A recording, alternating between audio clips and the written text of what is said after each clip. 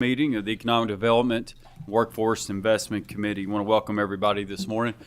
Just some housekeeping. Be sure to keep your phones silenced at this time if you could. If you want to testify, make sure you have signed up. And as a reminder, no signs are permitted in the committee room. Any committee members have a guest that they would like to recognize this morning? Okay. Seeing none, Sasha, call the roll. Representative Baker. Here. Representative Bauman. Present. Representative Bratcher. Here. Representative Callaway. Present. Representative Camuel. Here. Representative Duval. Here. Representative Elliott. Representative Gentry. Here. Representative Jackson. Present. Representative King. Present. Representative Kulkarni. Representative Lawrence. Representative Lockett. Here. Representative Pratt. Here. Representative Sharp. Present. Representative Tackett Lafferty. Representative Truitt. Here. Representative Huff. Here. Chairman Branscombe. I am here. We have a quorum and are duly constituted to do business. First up on the agenda is Senate Bill 128. President Pro Tem Givens. Pro Tem Givens, welcome.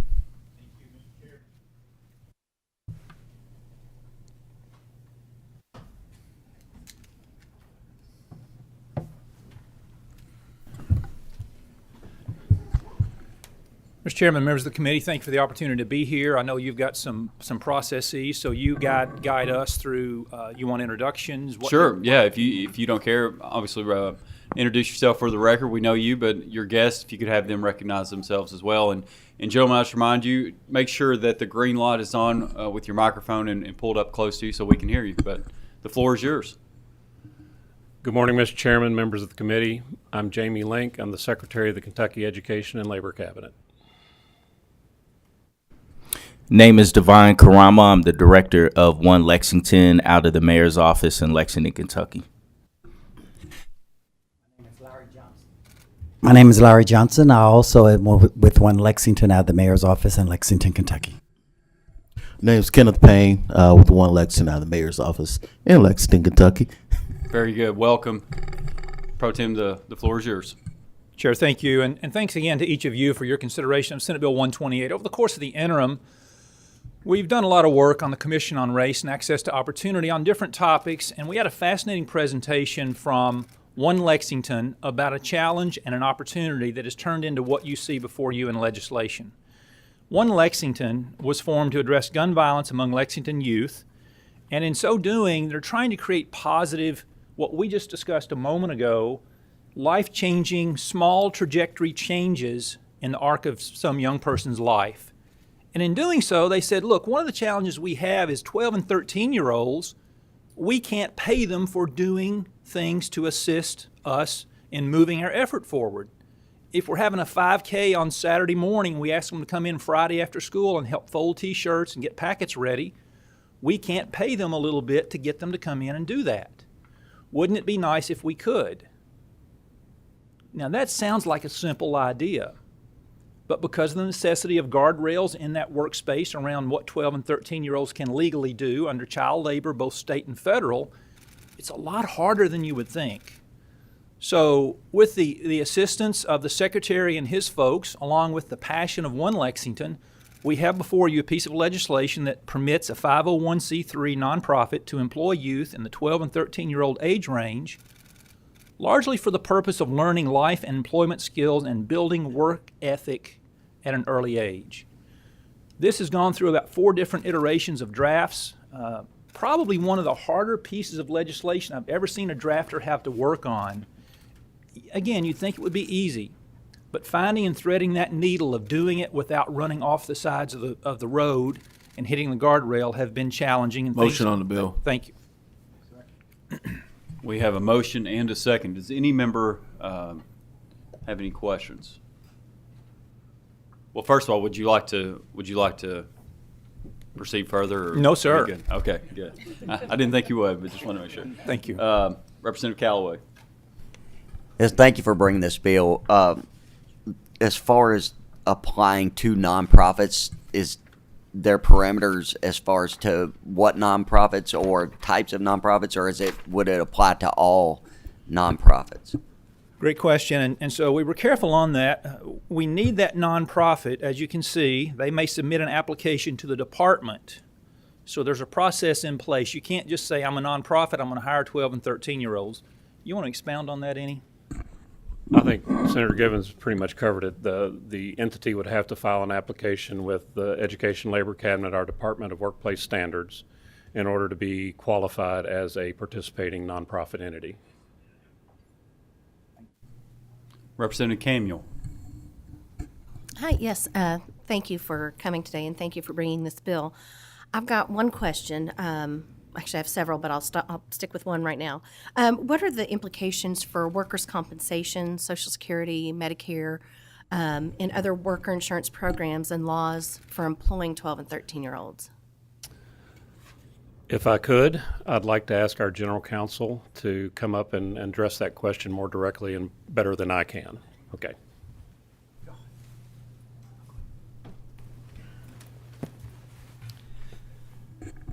Good morning. Thank you. Buddy Wheatley, Deputy General Counsel for the Education and Labor Cabinet. The answer would be it's not gainful employment, and that is why they would not be involved in that. There are guardrails that would qualify them for that, but in this case, they wouldn't be it wouldn't be gainful employment. What happens in the event of an injury or an accident? In the injury, it would be the same as when other employees of the nonprofit, as far as I understand it. Okay. Representative Bratcher. I think this is great legislation. Thank you. How does this comply with the Fair Labor Standards Act? That's another question that is dealt with in the bill. There are exceptions to the Fair Labor Standards Act, and they are addressed in literally every part of the bill where there are child minor protections in the act, and as we marry them with the state's child protections. So that is the way that it's handled, and well done. Representative Bratcher, thank you for the question. I'm going to point directly, members, I'm going to point your attention directly to page 2, I think lines 7 and on through the end of 13. Speak specifically to that. Be limited to non-hazardous occupations allowed for minors 14 and 15, so the 12 and 13s can only work in the same non-hazardous occupations as 14 and 15s, as determined by the Secretary of Labor under provisions of the Fair Labor Standards Act, not involve activities that engage in interstate commerce or production of goods as defined in Fair Labor Standards Act. So exactly right. What you've pointed us to is part of the challenge of threading this needle, and that's what this legislation does well. Thank you. Representative Lockett. Thank you, Mr. Chairman. I would like to hear from the One Lexington guys, kind of when you see this and when you're thinking of 12, 13-year-olds, the work that they could be performing, could you give us some examples of just within your organization what you foresee? Sure, and if it's okay, because I'm not sure how many of you know what we do in One Lexington. So would it be okay to briefly just kind of give you an overview of our organization? And so, like a lot of cities, not just in Kentucky, but nationally, we saw a huge spike in community violence. And so One Lexington was kind of brought back to the forefront by our mayor to address that. Our age purview is age 13, although we will be lowering it to age 10 pretty soon. We've been starting the process of that, but age 13 to 29, because when we looked at the data dating back 10 years, the majority of the violence being driven or victims of violence have fallen into that age purview, so we wanted to be intentional. We have coupled our efforts in Lexington, and I got to brag on our city a little bit because I think what we're doing is special. I think we've coupled some evidence-based research in regards to addressing violence. We've looked at other cities comparable to our size and demographic, and we've looked at cure models, some other evidence-based things. But I think what we realize is that Lexington is very, very unique. Even within Kentucky, there's really not another city like Lexington. So we felt it was responsible to have a Lexington-based strategy. And so we've actually pulled in different sectors from all over the city, and we have created a plan with feedback from faith community, city government, school system, former drivers of violence. We even had young people, mothers who had lost children to gun violence, parole, probation, judges, public safety. We identified University of Kentucky Hospital. And so we identified gaps, which this is one of them. We identified what we were doing right as a city, and we identified where we could coordinate and collaborate more. And so once we began the strategic plan to start putting it into place, last year we started to finally see those results. Nationally, our country saw about a 13% decrease in homicides. Lexington saw a 46% decrease. For the first time in 6 years, we had under 100 shootings. And we believe that is because we have been focused on the root causes of what leads to community violence. A lot of people don't like to talk about gun violence. They say we need to focus on people. And so that's what we've done, I believe. We're focused on those root causes. And economics is one of them. I had a 13-year-old, he was getting ready to turn 14, that told me 2 years ago when we were in the height of the explosion of gun violence in Lexington, and he was in the cycle of it, and he said, "Mr. Devine, it's easier for me to get a gun than it is to get a job. If I could just go somewhere after school where I can make a little money, I would leave this life alone." And that really pulled on our heartstrings. And there's several young people that we serve that are looking for ways that they can make money the right way. But also what we're hearing from a lot of employers from the reentry side of our work, there's a lot of young people that are not prepared for the workforce. And so we believe that this is an opportunity to also prepare them, build that muscle memory of what it's like to go to work and earn money. And so for us, this is a game changer. People tell us that we need to focus on people, we need to focus on community, and that's what we're doing. And I think this is a large part of our work. I didn't know if there's anything you wanted to add, Larry. We have a lot of events that take place. We have a summer program, mentoring program, and we're a small team of 3. We are able to accomplish a lot along with our many community partners. But those young people being engaged, just to be able to give them, pay them to be able to help us out in ways that they can do so in those programs, and not just with One Lexington, but with our many community partners who also host events, who also have mentoring opportunities, who also, one of the things we do is go knock on doors and provide assistance to people in the community where violence is taking place. So to be able to engage those young people and to be able to give them something, a pay for what they're able to do, that's a couple of examples of how we can engage them. And I would add to that, sorry I didn't directly answer your first question, but we have a large ecosystem of nonprofits that are working around this issue. And a lot of people kind of see violence prevention as just street outreach work, but we think of it holistically. Prevention is a huge part. So we got nonprofits that do food insecurity. We got nonprofits that focus on sports. And so there's going to be several opportunities for some of our young people to engage and make a little money engaging these nonprofits. And I know with us, something we've utilized, which has been impactful, is in our summer program, we want to be able to provide opportunities for those 12, 13-year-olds who started in our program their 3rd, 4th year. We want to kind of make them mentors so they can even serve through our organization. And so we just feel it could be a game changer. We really want to move from this continuum of services and social programs, which are great and needed, but we have to get to a continuum of opportunity. That's what will really change the paradigm long term, and we think this bill does that or helps with that. If I can add real quick, when I was 12 years old, I was able to work with micro city government in Lexington, Kentucky. My family was economically, but we was under the poverty line. It made a huge difference for my family, for me and my siblings, to be able to make money at that age, way back in the 1960s. Representative Jackson. Thank you, Mr. Chairman. I just want to make a comment or two. Thank you, Senator Givens, for bringing this legislation. For some reason, you always bring thoughtful legislation and think outside the box, and I think we could use more of that here in Frankfurt sometimes. So thank you for doing that. And I want to thank the Team One Lexington group. Doing nothing is not an option for dealing with teen violence in our state. And even though you're only three, to me sounds like you're a mighty three. So I appreciate what you're trying to do, and maybe we can use this all across the state of Kentucky if it's successful in Lexington. Thank you, guys. Thank you. Any other member? Seeing none, Sasha, call the roll. Representative Baker? Yes. Representative Bauman? Yes. Representative Bratcher? Yes. Representative Callaway? Yes. Representative Camuel?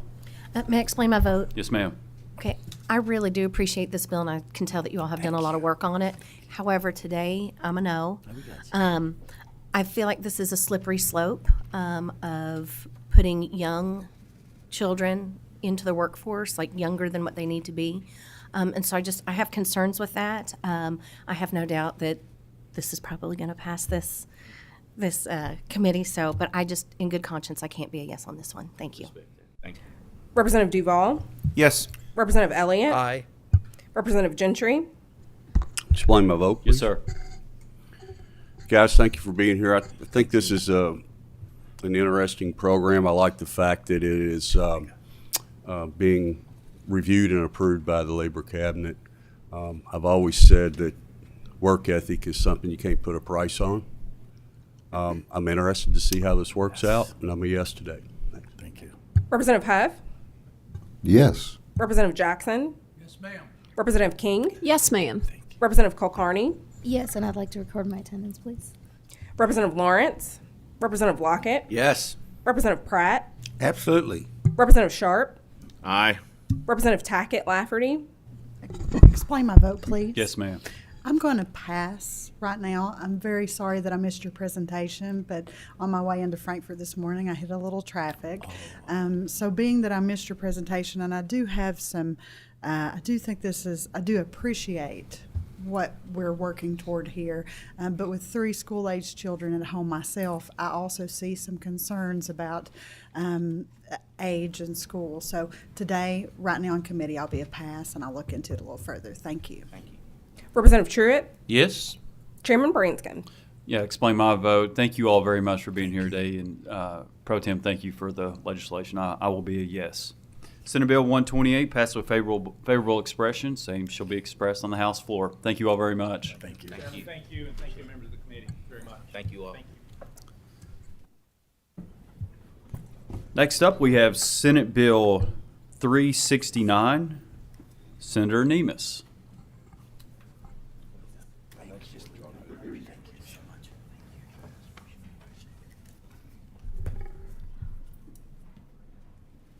Senator, if you could state your name for the record and your guest, and the floor is yours. I'm Senator Mike Nemus, District 38.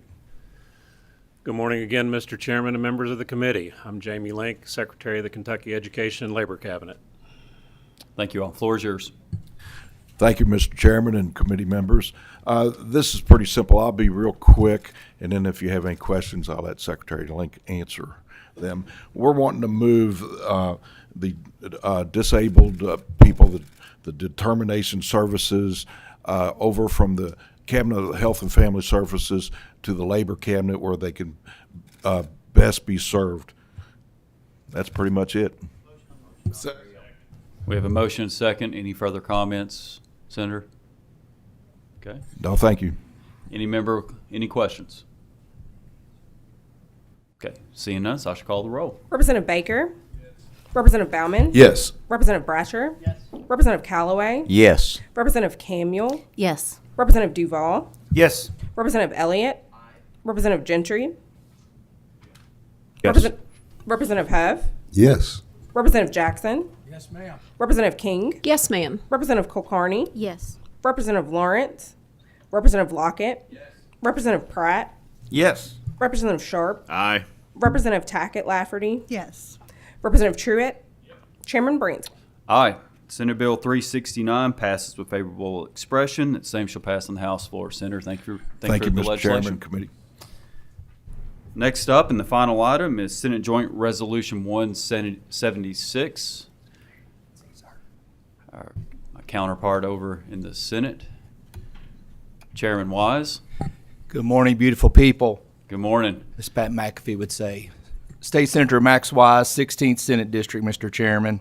Floor is yours.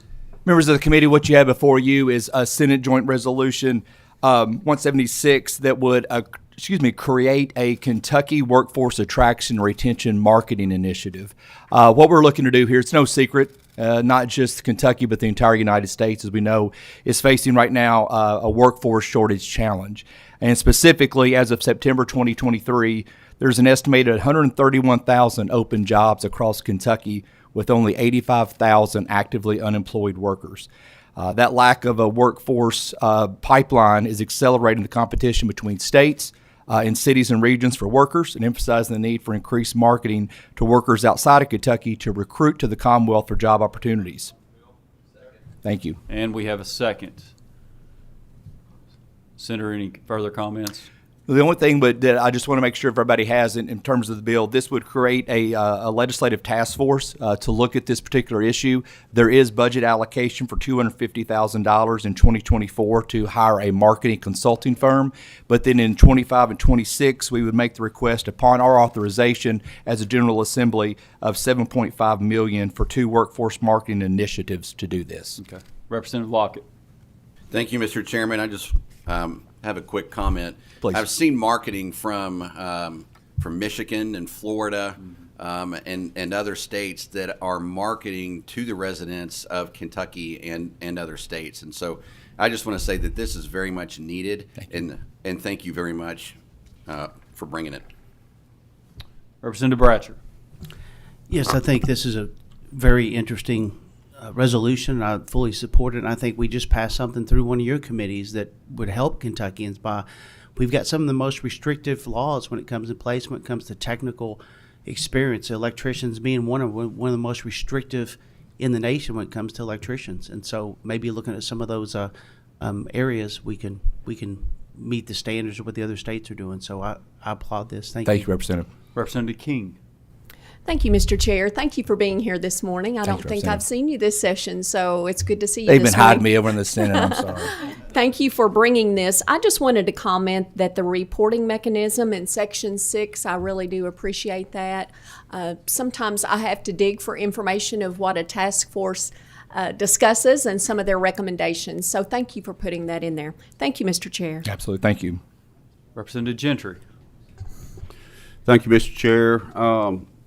Senator Wise, is this the same type of legislation that Representative Duval carried a week or so ago? I don't know if you know what I'm speaking of. I don't. I'm sorry. I've not read what Senator or Representative Duval had. It's different. Okay. It's different. Both of those are dealing with workforce and workforce attraction. This is a little bit more of a marketing piece to that, whereas I believe Representative Duval, and I don't want to speak for him, but that was, I think his is more of a study into the workforce issues. Okay. All right. Follow-up question? Yes, sir. And I apologize. I had email problems last night, so I'm just now reading some of this legislation that we're looking at. So this is regarding marketing then, more so on workforce attraction, retention, task force.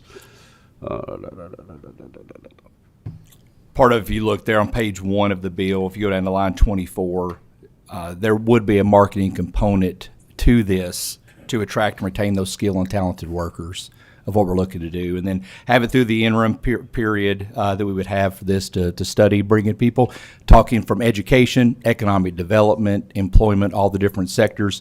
As Representative Lockett mentioned, Florida, Michigan, Wisconsin have done similar type of work in using that from a tourism angle as well as from economic development retention. And we've seen what they have done in terms of the marketing of creating dedicated websites and providing information. I think that this is a phenomenal way for us to go about to study the issue. Thank you. Yes, sir. Thank you.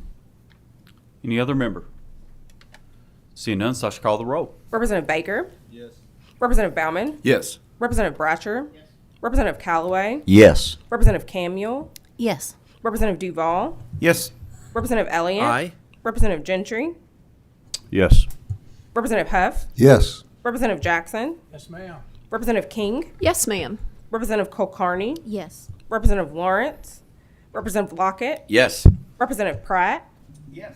Representative Sharp, Aye. Representative Tackett Lafferty, Yes.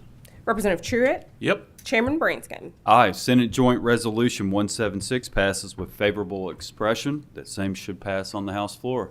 Chairman, we appreciate you being here this morning. Thank you, Mr. Chair, members of the committee. Go Cats. And toppers. Oh, I forgot the toppers. Morehead Eagles, too. There being no